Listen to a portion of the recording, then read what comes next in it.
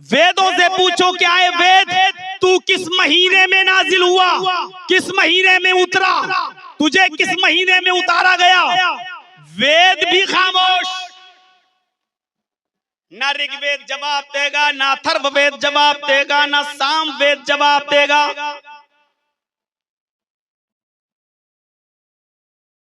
ना तौरात जवाब देगी, ना इंजील जवाब देगी। आप कुरान से पूछिए, कुरान तू किस महीने में नाजिल हुआ। आप कुरान से पूछिए, कुरान तू किस महीने में उतरा। आप कुरान से पूछिए क्या कुरान किस महीने में नाजिल हुआ, कुरान जवाब देगा शहरु रमजान अल्लज़ी उन्ज़िला फ़ीहिल कुरान। रमजान का महीना वो बाबरकत महीना है जिस महीने में कुरान नाजिल किया गया। शहरु रमजान अल्लज़ी उन्ज़िला फ़ीहिल कुरान। रमजान का महीना वो बाबरकत महीना है जिस महीने के अंदर कुरान नाजिल किया गया है। ये कुरान है जो बता रहा है कि किस महीने में हम उतरे। दुनिया में कोई किताब नहीं बता सकती कि किस महीने में उतरी है। जबकि तौरात भी हम इस्लामी किताब मानते हैं, इंजील भी इस्लामी किताब मानते हैं, लेकिन ये भी जवाब नहीं दे रहे।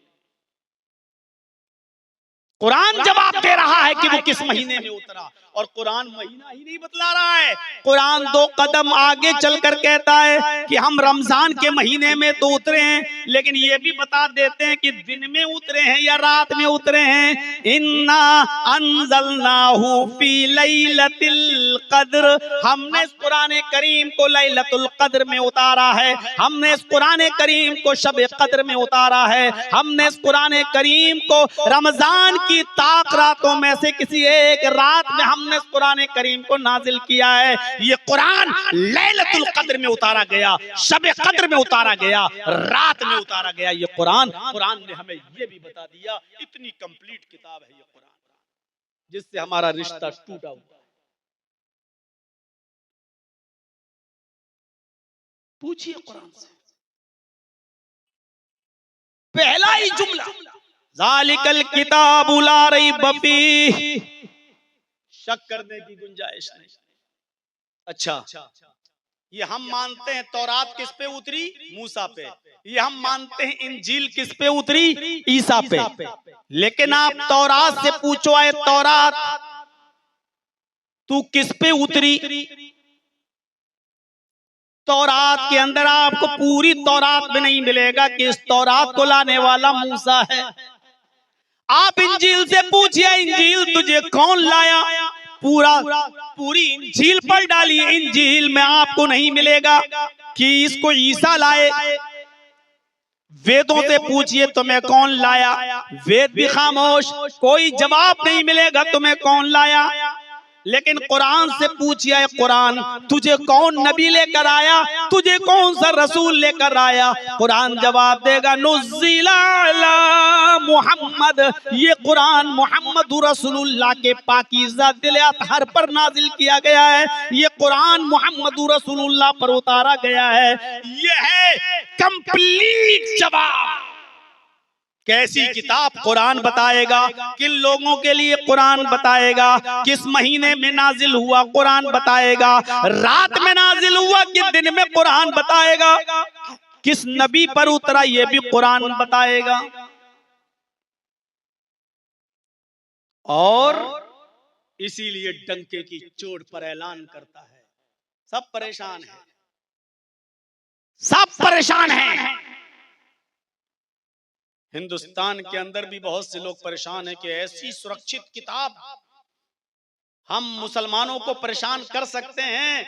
हम मस्जिदों में ताले लगा सकते हैं, हम मस्जिदें शहीद कर सकते हैं, हम अज़ानों पे पाबंदियां लगवा सकते हैं, हम मस्जिदें गिरवा सकते हैं, सब कुछ कर सकते हैं। लेकिन मुसलमानों की पढ़ी जाने वाली किताब कुरान में एक नुक्ते की भी तब्दीली नहीं कर सकते हैं। इस बात को लेकर सब परेशान हैं। मुसलमान को भी नाम बदलकर कुछ और रखवाया जा सकता है। हमारी लड़कियों को भी मुर्तद बनाकर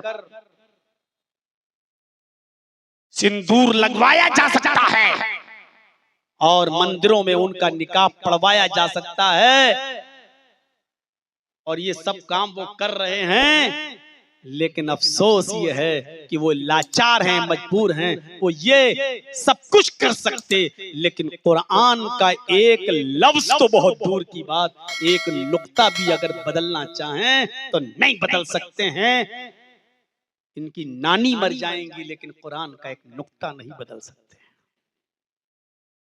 सारी किताबें बदल गई, और है कोई माँ का लाल उठे और डंके की चोट पर ऐलान करे और कहे कि हमारी किताब बिल्कुल सच है, हमारी किताब आज तक नहीं बदली गई है, वो ये गारंटी लेकर कहे कि हमारी किताब में कोई तब्दीली नहीं हुई है।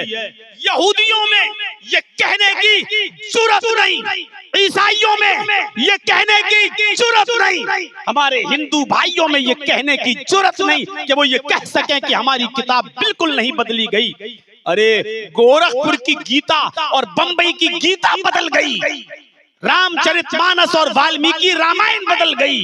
रामचरितमानस में रामचंद्र जी को भगवान कहा गया और वाल्मीकि रामायण में राम को पुरुष इंसान कहा गया। जब ये रामायणें बदल गई तो किताबें कितनी चेंज हुई हैं। कोई माँ का लाल उठ नहीं सकता जो कह सके कि हमारी किताब बिल्कुल सुरक्षित है, महफूज है। हाँ, अगर किसी मुसलमान को कहो तो मुसलमान तो छोड़ो, ये 10 साल 12 साल और 15 साल का बच्चा अलिफ लाम मीम से लेकर वन्नास की सीन तक पढ़ के सुना देगा और कहेगा कि अगर दुनिया में कोई किताब अपनी असली शक्ल में मौजूद है तो वो सिर्फ कुरान है। आज जो 1400 साल पहले मोहम्मद पे उतरा था वही कुरान हमारे सीनों में महफूज है। अगर वो कोई किताब है तो कुरान करीम।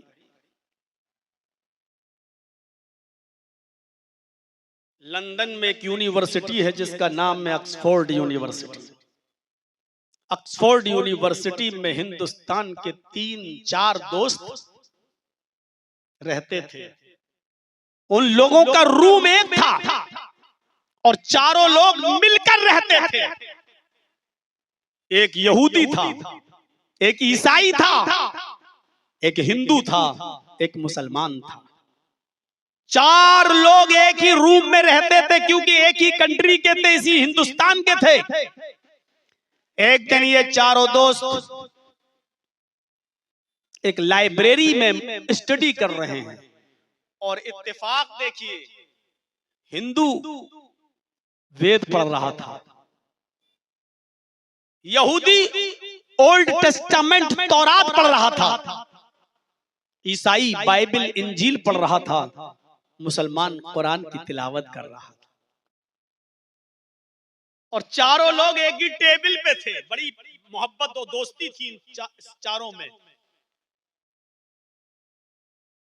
बात छिड़ गई, बात छिड़ गई और छिड़ी तो ये छिड़ी, मुसलमान कहने लगा कि आए मेरे ईसाई दोस्त, तुम जो किताब पढ़ रहे हो इसका नाम क्या है? उसने कहा न्यू टेस्टामेंट, इंजील। पूछा यहूदी से, दोस्त तुम जो किताब पढ़ रहे हो ये क्या है? उसने कहा ओल्ड टेस्टामेंट यानी तौरात। उस हिंदू लड़के का नाम था कृष्णा मेनन। उसने कृष्णा मेनन से हिंदू से पूछा कि तुम क्या पढ़ रहे हो? उसने कहा कि मैं वेद पढ़ रहा हूं, ऋग्वेद। मुसलमान ने थोड़ा सा मजा लिया। ईसाई से पूछा कि आए ईसाई, ये कैसी किताब है? उसने कहा ये आसमानी किताब है। यहूदी से पूछा कि तुम्हारी किताब कैसी है? उसने कहा ये भी आसमानी किताब है, अल्लाह की तरफ से उतरी है। हिंदू से पूछा, कृष्णा मेनन ने भी कहा हमारी किताब भी ईश्वरीय ग्रंथ है, आसमानी किताब है, ये भी आसमान से उतरी है। मुसलमान ने थोड़ा सा और मजा लिया। उसने ईसाई से पूछा अच्छा, अभी इतना ही पूछा कि इन लोगों ने सवाल किया, अरे मुसलमान मेरे दोस्त, तुम भी तो बताओ कि तुम जो किताब पढ़ रहे हो ये कैसी किताब है? तो मुसलमान ने कहा, हम जो पढ़ रहे हैं वो कुरान है और ये भी आसमानी किताब है।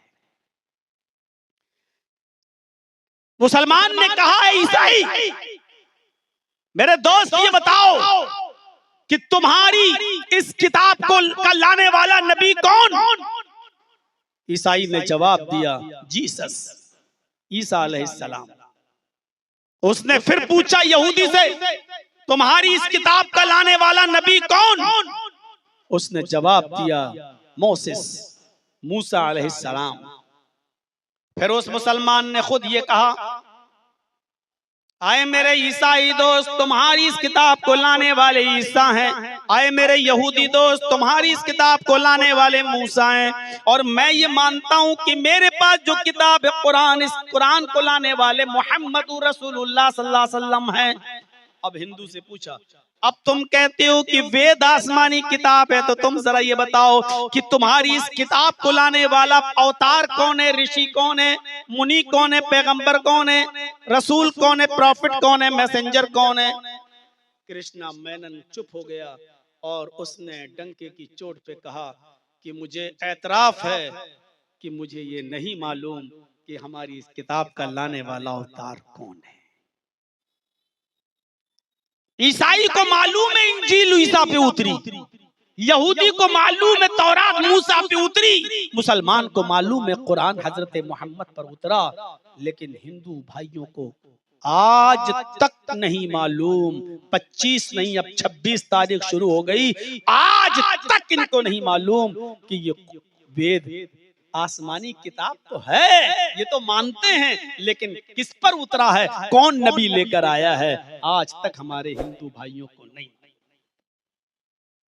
कहते हैं कोई आया तो था डराने वाला, कोई आया तो था इस किताब को लेकर आने वाला, लेकिन कौन आया था ये हमें मालूम नहीं। गौर कीजिए, जो कौम अपने आसमानी किताब लाने वाले नबी को भूल चुकी हो, जिसने किताब लाने वाले नबी को भुला दिया हो, उस कौम ने अपनी किताब के साथ क्या किया होगा? कितनी असली में डालडा मिलाया होगा। कोई किताब अगर महफूज है हर किस्म से की खुराफातों से, तो वो कुरान है।